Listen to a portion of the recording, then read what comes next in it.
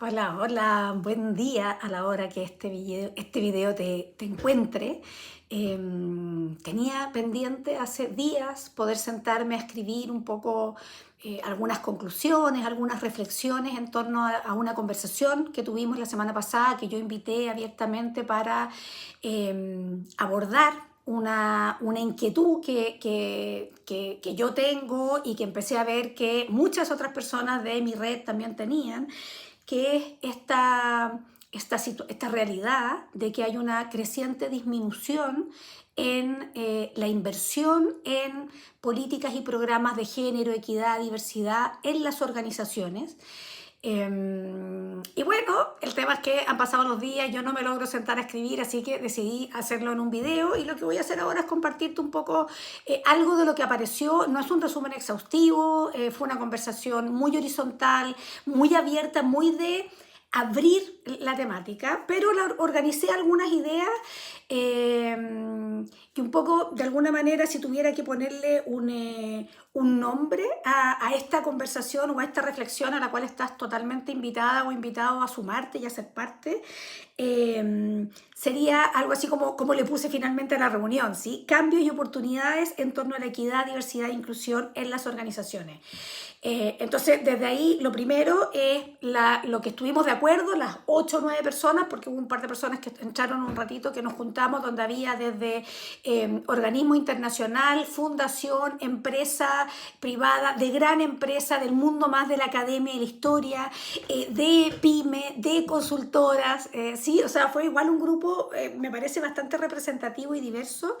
Es constatar que efectivamente estamos en una curva o en una ola de cambio. ¿Sí?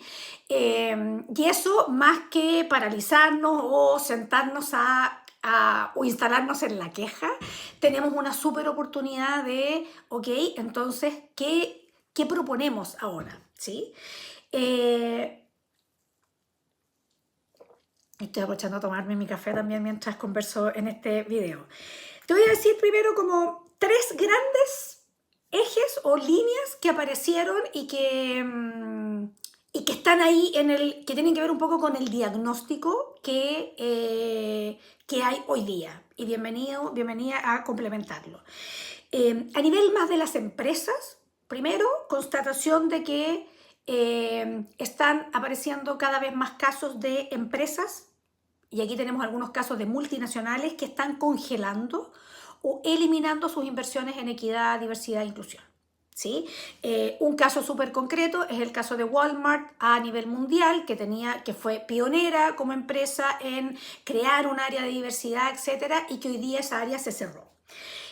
Casos que, porque tú sabrás que esto de no sé, el cerebro reticular, bueno, yo le llamo la sincronía. Bastó que yo me empezara como a poner atención a este tema y me llega la información. Me subo al auto y justo están compartiendo una noticia sobre un fondo de inversión nuevo en Estados Unidos que es como anti-woke. Yo no he hecho la averiguación todavía, como que tenía pendiente hacer ¿qué significa el anti-woke? Bueno, me imagino que el woke tiene que ver como con despertar y es un movimiento en torno a la equidad, la diversidad. Y, por ejemplo, este fondo de inversión abiertamente declara que no va a invertir y va a vetar a cualquier empresa que tenga políticas de equidad y diversidad. Y pone como primer ejemplo a Starbucks. Me parece, de momento estoy en la parte del diagnóstico, me voy a quedar con mis opiniones. Me tocó ver ayer en Instagram la noticia de que el nuevo alcalde de Santiago, de la comuna de Santiago, en la capital de Chile, despidió a 30 personas y desarmó el área de equidad de género que tenía el municipio. Son señales, ¿sí? Son señales. Yo sé que el municipio de Santiago no es una empresa, pero igual esto como de que se está congelando. Y eso sumado a que muchas organizaciones que trabajamos ofreciendo servicios de acompañamiento, de capacitación, de formación, de redes de mujeres, etcétera, con las cuales yo estoy conectada principalmente desde Unidas Somos Más, que es una corporación que creamos hace algunos años para agruparnos quienes estamos interesados e interesadas en contribuir a la equidad y al empoderamiento de niñas y mujeres, que también percibimos en nuestra facturación, en la cantidad de contratos y proyectos que hicimos este año, que muchos de nuestros clientes, que son empresas, se contuvieron de hacer muchos programas que estaban en carpeta, que venían como en el camino natural de lo que venían haciendo en términos de sus políticas de género, etc. Eso a nivel como de constatación de noticias y de la experiencia de consultoras y fundaciones que trabajamos en el tema. Segundo eje del diagnóstico es que se ha instalado y cada vez es más común un discurso o un relato donde las empresas manifiestan que es que si seguimos haciendo cosas solo para mujeres, entonces estamos como cayendo en discriminación hacia los hombres. Entonces, muchas actividades, por ejemplo, redes de mujeres o programas de empoderamiento o liderazgo para mujeres, hoy día en algunas empresas está siendo cuestionado porque es que en verdad eso ya lo hicimos. Como que lo hicimos una vez, ya fue, entonces ahora tenemos que hacer cosas que incorporen a los hombres también. Si no, estamos discriminando en el sentido contrario. Diría que ahí tenemos harto para conversar y tenemos harto para hilar fino y para también hacer algunas distinciones.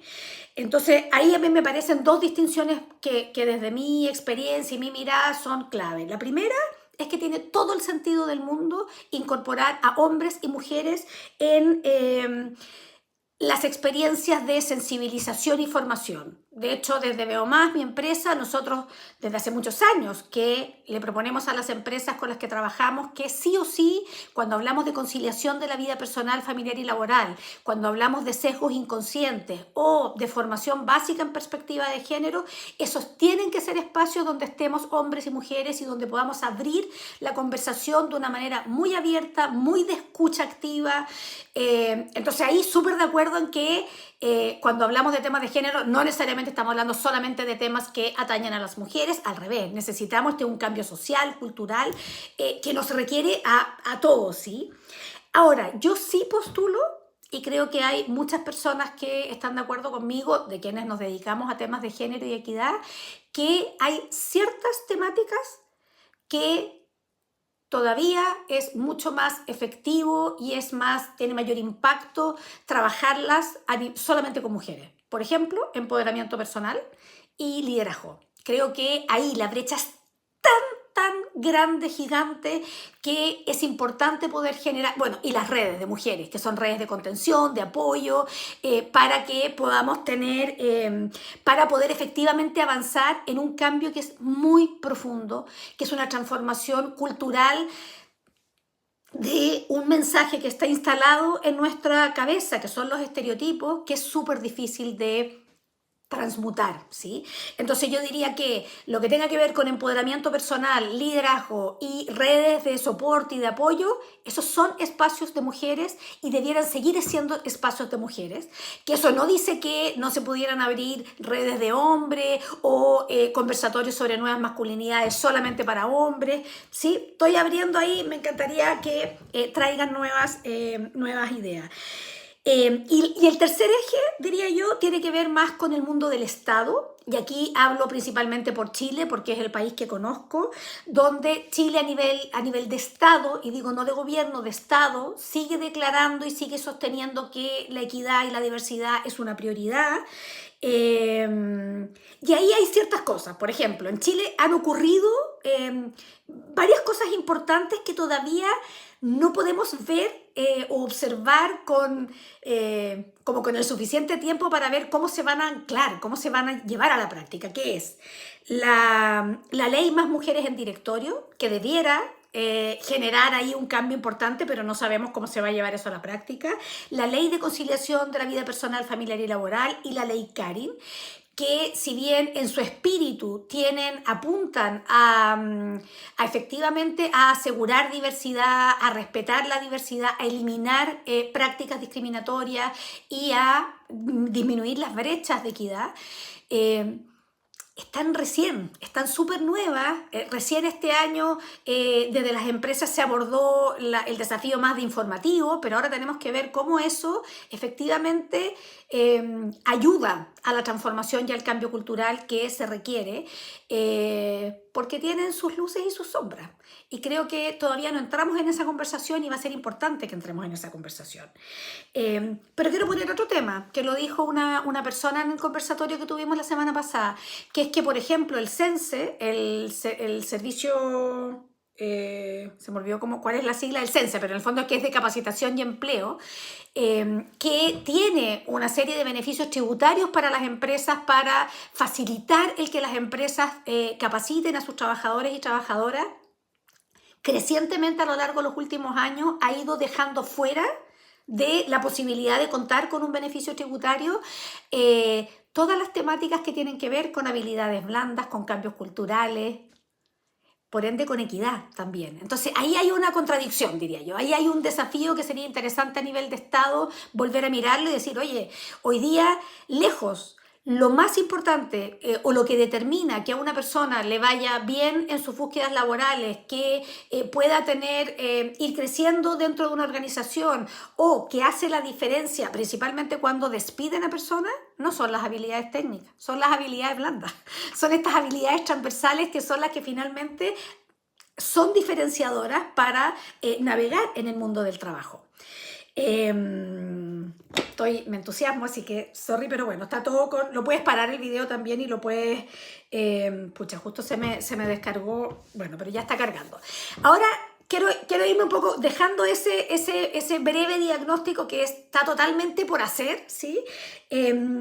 Yo diría que ahora me gustaría como qué viene, qué oportunidades vimos y aparecen y están emergiendo, porque no son solamente ideas que aparecieron ese día como para, oye, entonces, ¿qué hacemos? Tipo co-creación, no llegamos a ese punto, pero sí son miradas que vienen desde hace un ratito circulando, entonces las traigo para acá.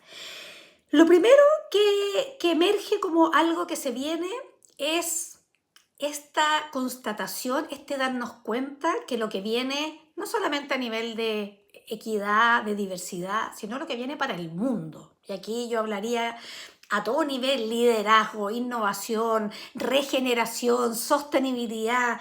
Es la integración de lo femenino y lo masculino en mujeres y en hombres. ¿Sí? Eso es algo que ya está ocurriendo. Hay empresas, hay personas, hay consultores que se están especializando en eso, porque sin duda que el mundo, el nuevo mundo, nos pide y nos invita a reconectar con esa integración entre lo femenino y lo masculino que está en nosotros. ¿Sí? Y ahí se abre una oportunidad súper bonita de trabajar al interior de las empresas con esa mirada, con ese prisma que, dicho sea de paso, es totalmente regenerativo y tiene que ver con también volver a lo ancestral, volver a lo más esencial. Otra cosa que se viene, y por supuesto que se ha estado trabajando en ello, ese día en la conversa estuvo la Maca Salosny de Inspiring Girls e Inspiratoria, y ellas llevan años trabajando en cambio cultural y transformación cultural para niñas y jóvenes. Es que es indispensable que las empresas, el Estado, las fundaciones, pongamos el foco en la infancia y en la juventud, porque el cambio y la transformación es tan profundo que llegamos tarde cuando empezamos a trabajarlo solamente en el espacio laboral, ¿sí? Entonces, que los colegios, los jardines infantiles, que las empresas como parte de su compromiso social, que las universidades, los institutos técnicos aborden estas temáticas, es algo indispensable, porque si no, el mundo no va a cambiar, porque finalmente esto requiere no solamente leyes que son importantes, requiere políticas internas dentro del mundo de las organizaciones también, pero requiere sobre todo que las personas, los hombres, las mujeres, nos relacionemos desde otro lugar. Y eso es algo que tiene que acompañarnos a lo largo de la vida. Y ahí es importante, y aprovecho de decir otra cosa, que es algo que siempre nos pasa con las empresas, como de, hay una creencia que desde mi mirada es errada, de que es que el año pasado hicimos un taller de perspectiva de género, por ejemplo, o de conciliación, check, como que ya está. En verdad, debiéramos todos los años, todas las personas de la organización, pasar por distintas instancias que nos permitan seguir profundizando e ir integrando esta nueva mirada que implica el vernos en todo nuestro potencial, hombres y mujeres, la conciliación vista desde esta nueva propuesta, ¿sí? Un taller de 2 horas o de 4 horas en la vida no cambia nada, solo nos muestra una posibilidad. Entonces, debiéramos recurrentemente estar volviendo a las mismas temáticas y que cada vez estas temáticas además sean más conversacionales, más 100% participativas. Está bien, hay algún momento en el cual es interesante conocer distinciones y algunos enfoques o paradigmas más teóricos, pero esto es algo que se da en la vida práctica. Y ahí entonces me voy a una segunda propuesta de lo que viene, que es algo que desde Veo Más y yo en lo personal estoy trabajando fuerte porque me parece clave, que es cómo aprendemos, y ahí fundaciones, consultoras, tenemos mucho que aportar en eso, cómo aprendemos en el Estado, en las organizaciones, en las empresas, en los emprendimientos, a incorporar perspectiva de género de una manera práctica y concreta. Es dar un paso más allá de la teoría y decir, ok, ¿y entonces cómo lo hacemos? ¿Sí? Yo, por ejemplo, el año pasado en Veo Más creamos una mentoría de perspectiva de género aplicada y la trabajamos con emprendimientos, con proyectos de innovación, cosas que no tienen nada que ver con género, ¿sí? Pero de una manera súper colaborativa, súper de co-creación y con todo el piso teórico y de distinciones fundamentales. Aprender a esto, llevarlo a la práctica en la manera en que cada uno, en el lugar en el que está, en el rol que tiene, pueda efectivamente concretar. Viene, y eso es algo que me parece importante, sigue estando plenamente vigente la necesidad y la urgencia de profundizar en los diagnósticos internos, en los diagnósticos que nos permitan comprender de una manera más concreta aún qué es lo que tenemos que hacer para generar el cambio y qué es lo que está perpetuando los estereotipos que no nos permiten, en el fondo, que dificultan que disminuyamos las brechas. Y en eso de los diagnósticos también tenemos una súper deuda, que es clarificar los costos. ¿Qué costo tiene para el país, para la empresa, para las familias, para la sociedad, la violencia de género? ¿Qué costo tiene que las mujeres tengan menores sueldos? Tenemos que objetivar lo más posible para entrar en igualdad de condiciones, por ejemplo, en los presupuestos del país, en los presupuestos de las empresas, etc. Y yo diría que una última cosa que surgió que también me parece interesante, y esto es más exclusivamente para las empresas, las consultoras o las fundaciones que nos dedicamos a temas de equidad, es mirar un poquitito también qué está pasando en América Latina. Chile es un país que es mirado, donde hemos ido avanzando de una manera sistemática, sólida, y quizás tenemos harto que aportar. Me ilusiona a mí esa posibilidad también de aportar a otros países en América Latina. Hoy día la virtualidad lo permite abiertamente, pero además hoy día los viajes son cosa súper fácil de hacer, es decir, la presencialidad también es posible, aunque estemos en distintos países. Y ahí también me parece interesante, no solamente desde el punto de vista, oye, una oportunidad comercial que también nos ayude a seguir generando el impacto que queremos generar en otros países quizás, pero también, y esto lo digo porque en mi red también hay varias mujeres de Uruguay que se dedican a esta temática, con quien he ido como, estamos en un proceso de tejer un vínculo, es cómo vamos compartiendo también las experiencias entre países. En América Latina tenemos muchísimas cosas en común, eso yo lo he aprendido por la oportunidad de trabajar con distintos países en América Latina, y también tenemos particularidades y creo que tenemos mucho que compartir. Antes de que se cumplan los 20 minutos de este video, pero bueno, así es la vida, este es un tema que me apasiona y había harto que conversar. Solo decir que nos abramos a este cambio, que nos hagamos cargo del cambio que estamos viviendo y transitando y lo veamos como una oportunidad. Y yo aquí súper disponible para tejer posibilidades, para que aquí abajo discutamos y argumentemos cómo lo ve cada quien que haya visto este video.